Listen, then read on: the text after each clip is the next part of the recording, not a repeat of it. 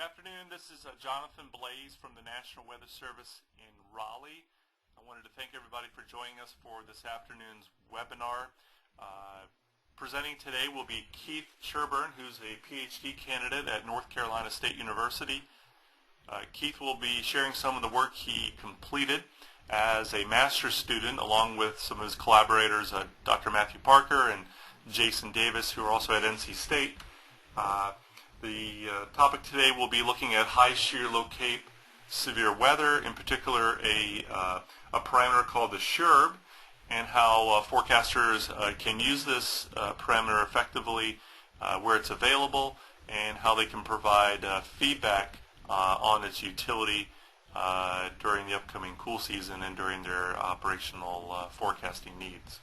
I want to thank Keith for spending some time today and allowing us to record this presentation. And I guess with that, I'll just hand it over to Keith. Thank you, Keith. Thanks, JB. I appreciate it. And as JB mentioned, I will be talking about both the SHERB and also some of the work that a colleague here, Jason Davis, who's now off in the Weather Service, did as part of a recent CSAR project between National Weather Service and NC State.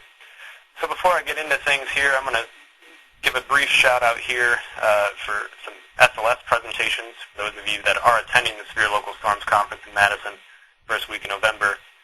During the Tuesday poster session, there'll be a couple different posters that are investigating high shear, low cape, severe weather.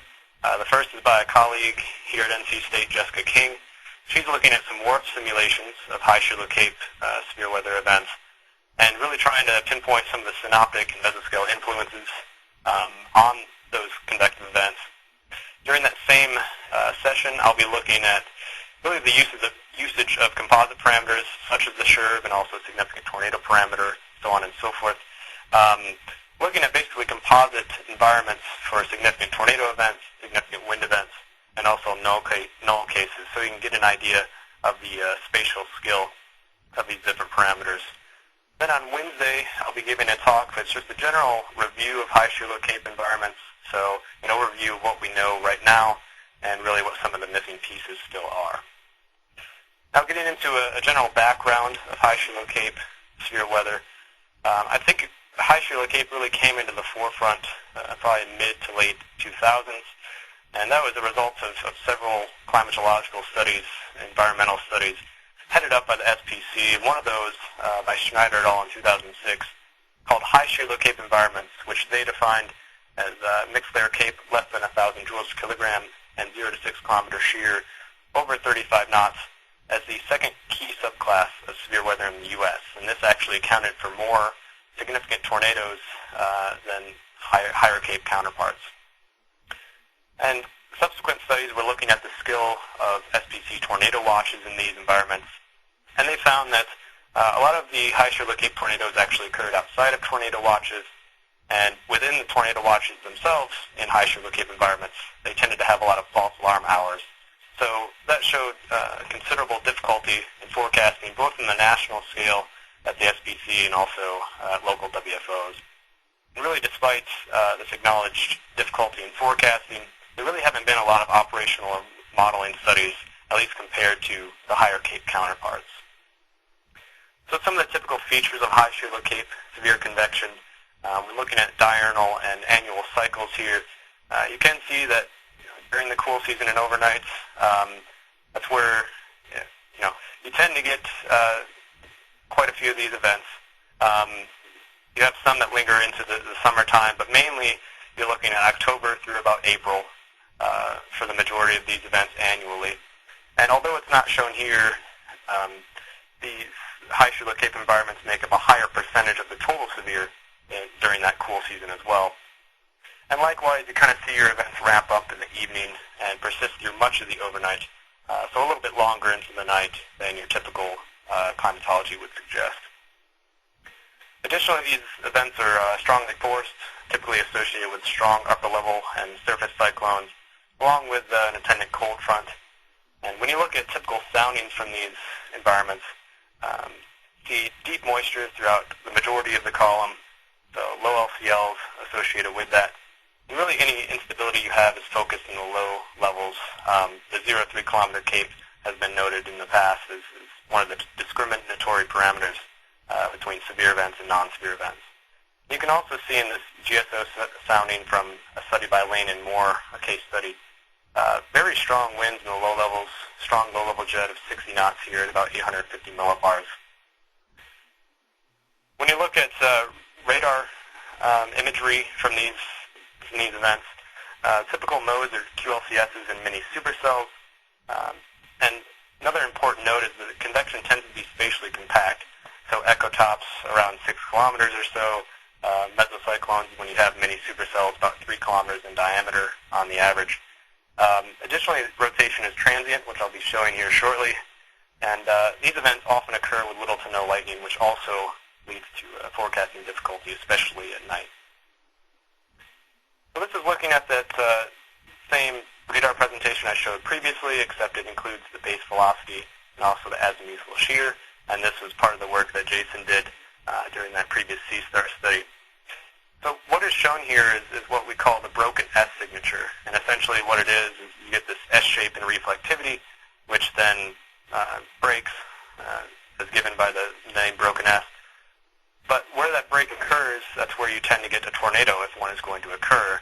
And you can see here in the azimuthal shear, there's a very brief enhancement of rotation.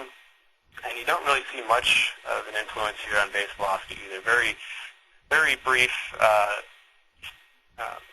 enhancement of the rotation there on base velocity. So this gives just a little hint at the difficulty that warning operators have when dealing with high Shear Cape environments. And when you compare the azimuthal shear of tornadic and non-tornadic supercell mesocyclones in these high Shear Cape environments, you see a lot of overlap, especially at your higher tilt. So not a lot of skill there if you're just looking at rotation. The ranges from the minimum to maximum azimuthal shear for tornadic and non-tornadic events are fairly similar. When you look at QLCS mesovortices, on the other hand, you do start to get some statistically significant differences, especially at the lowest tilt here, but you do start to lose a lot of this discrepancy aloft. And it is worth noting here that this is only for vortices within 60 kilometers of the radar. As you get farther away from the radar, due to that spatially compact convection, oftentimes you'll actually overshoot any rotation. If you look at just EF1 tornadoes, that's where you start to get statistically significant differences across the board, really. But the majority of EF1 tornadoes or greater were QLCSs in this case, so it may just partially be a reflection of QLCSs having those statistically significant differences. A part of the work that Jason did was also looking at reflectivity signatures. So as expected when you're looking at supercells, hook echoes and B-wares or wares did have high PODs, so most of the tornadic supercells did have either hook echoes or B-wares. However, they also had high probabilities of false detection, so you had fairly high false alarm ratios as well in these cases. We looked at the QLCSs. All of the given reflectivity signatures did have high PODs close to the radar, but even with the high PODs, most of these, again, had high probability of false detection as well, and their lead times were fairly low, generally 5 to 10 minutes on the mean. One interesting note here is the broken S signature has 0 false alarm ratio in the 60 to 100 kilometer range, and in that range has a median lead time of about 15 minutes. So this is consistent with previous studies of the broken S, which do suggest a break in reflectivity aloft occurs prior to the break near the surface, which could offer some additional lead time. However, there are some false alarms associated with the broken S in other ranges, so under 60 kilometers and over 100 kilometers from the radar. So by no means is it a magic bullet, but should be considered when looking for potentially some additional lead time. And these figures kind of segue into our discussion on the SHERB, but basically they show the utility for vortices, the SHERB utility, for vortices that are transitioning from a relatively high CAPE environment to a low CAPE environment. And these plots are for 13 different tornadic vortices that had track lengths of at least 80 kilometers and originated in environments with at least 500 joules per kilogram of service-based CAPE. So you can see as you get close to the time of the tornado, the service-based CAPE is dropping off, and accordingly the significant tornado parameter is dropping off as well. On the other hand, the SHERB S3 is generally more stable and remains quite high above the threshold value of 1, which we'll be discussing here more shortly. And there have been some studies, such as Geyer and Dean in 2010, that have looked at the distribution of the significant tornado parameter within these low CAPE tornado environments and found that the values tend to underestimate the potential for significant tornadoes, which did suggest a need for new techniques, which we started to look at as part of this new C-STAR project, or previous C-STAR project. And I'm not going to go into a lot of detail of how the SHERB was derived. If you've been on previous webinars, we've gone into some depth on that topic. And additionally, there is an article in the August issue of Weather and Forecasting that kind of delves into that issue further. But basically, the SHERB parameter is a statistically derived parameter with improved skill at discriminating between significantly severe and non-severe convection in high Shear CAPE environments. And there are a couple different versions here that we'll be talking about. One is using the 0 to 3 kilometer shear, and the other is using the effective shear.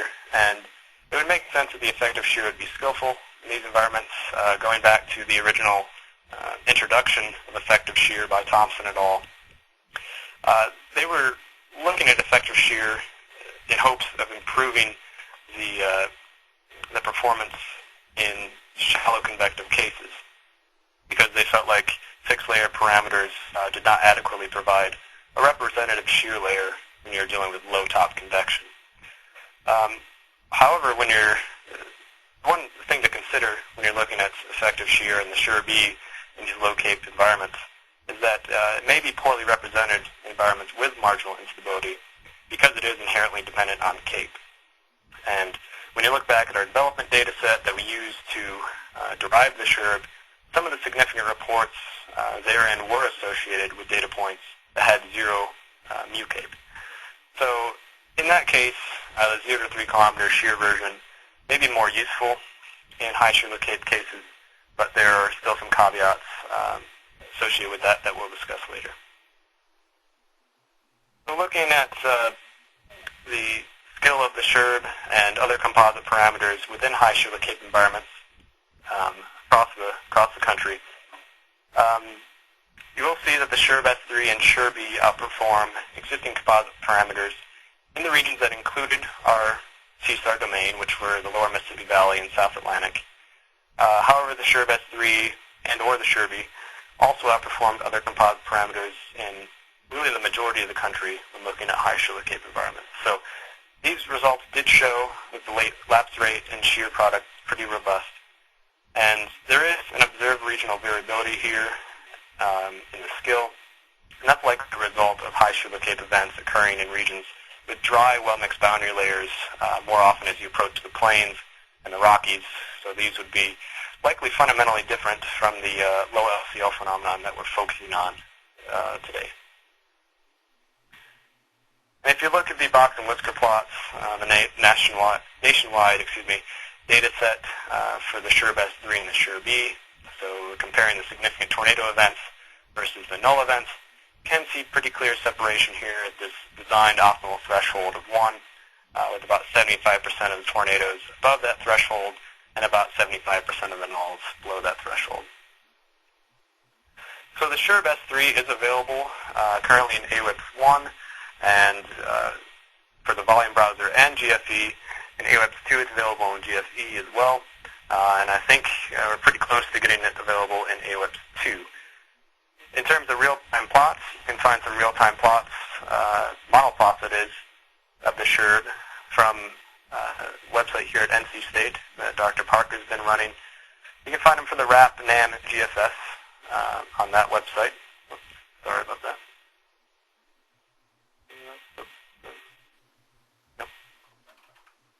And the SBC has actually started plotting real-time mesoanalysis plots of the SHERB S3 and the SHERB.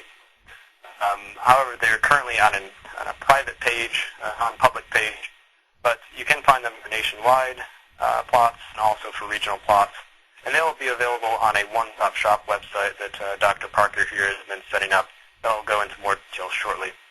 And also, we're still kind of waiting for some additional information on this, but it does look like SHERB will be added to Bucket in an upcoming release. We just kind of have to sort out the details on that front. But I did want to spend some time on how not to use the SHERB. I mentioned there were some caveats previously, and this kind of goes back to how the SHERB was developed. So when we were developing the SHERB, we used data points that were associated with either severe or non-severe convection. So this would be technically significantly severe or non-severe convection that looked severe because it was associated with a false alarm warning. So with that in mind, the SHERB can't be used to forecast convection. It can only be used to determine the potential severity of convection. So really to use it as it was designed, you have to use it with a confident forecast of convection. So, and if you do not heed this, this is an example of a case where you actually had elevated or enhanced versions of values of the SHERB behind cold front. So values of 1 to 1.5 behind the cold front where you wouldn't expect convection. So you definitely have to keep that in mind when you're using the SHERB as guidance. And really you don't want to use it in isolation either. There have been, in our previous study, we did find that the STP, VGP, and other composite parameters did exhibit skill, though it may be at lower values than you're used to looking at in higher K environments. And some of the recent work I've been doing, what I'll present at SLS, does show that actually you get a lot of your significant tornadoes on the nose of enhanced significant tornado parameter or VGP values. So there is some skill there, and I think we still need to look more into exactly how to use these parameters in combination. But you definitely don't want to use the SHERB by its lonesome. As I mentioned, Dr. Parker has put together a one-stop shop for high shear low cape severe environments, and basically what you can find here is kind of an explanation of how we developed the SHERB, plots for the SHERB real time. That includes the model plots that I mentioned before, and also the mesoanalysis fields that SBC has.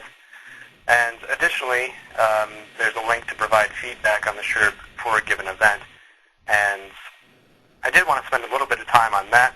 That's one of we're in the process of transitioning to a new C-STAR project, and one of the main objectives there is to really analyze how the SHERB is performing and to improve it as we go forward to really make it an extremely useful parameter in operation. So what you can do is you click on that provide feedback link. You can click on another link that'll take you to a feedback form for the SHERB.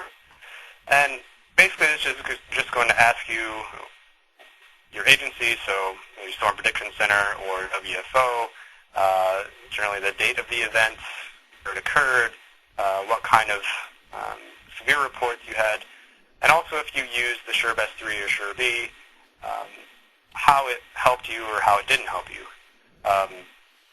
So as shown here, optional comments, what was particularly helpful or harmful. These are the kind of things we want to know as we're going forward to really improve the utility of the SHERB in these high shear low cape environments. And along the way, we're continuing to test different formulations of the SHERB through statistical and observational tests. And we're not just looking at the initial flavor of the SHERB, so to speak, either. We are starting to look at new combinations of parameters as well, really just trying to improve the skill, whether it's from our previous iteration or if it's from something completely new. And one of the tests that you can see here on the bottom on the left, this was the original SHERB. You can see a lot of values above 1 where you're not really going to be expecting convection, and there was no severe weather according to the SBC storm reports for that day. This would be a new version of the parameter, which actually has some lapse rate limiting terms and also includes relative humidity near the surface.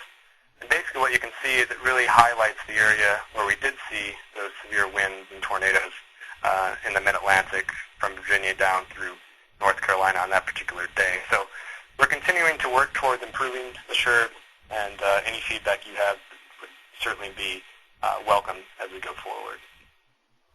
And I did want to pitch the two articles that are in Weather and Forecasting of the August issue, that is, and that's both Jason and I's work here with Dr. Parker as part of the previous CSTAR project. So looking at radar climatology and also an environmental climatology of high Shear Cape environments. And I just want to acknowledge the funding sources here, so the CSTAR program, of course, some other funding sources for both Jason and I, all of our collaborators at the WFOs that are part of the CSTAR program, and also the Storm Prediction Center, who provided us with a lot of data.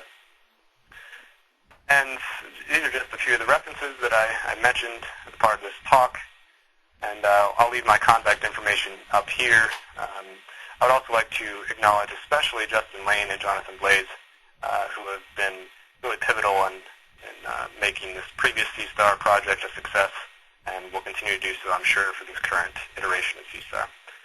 So that's all I have, and I'd be happy to take any questions. Hey, Keith, this is Jonathan. Just one quick question.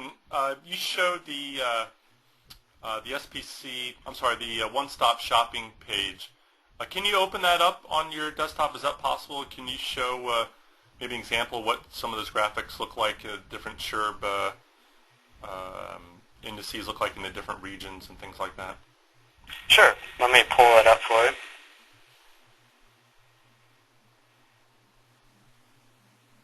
So this is the one-stop shop page, and like I mentioned, you have the different links up here. If you go to the real-time data link, that'll actually take you right to the SPC mesoanalyses. Like I mentioned, you have the CONUS plots and also all of these different regional plots. So let's just look at something in the southeast here. Not a whole lot going on today, but this would give you, so starts contouring at 0.75 on the SHERB S3 here. Another thing that they have added and that we've started to experiment with as well is using masking depending on the lifted index.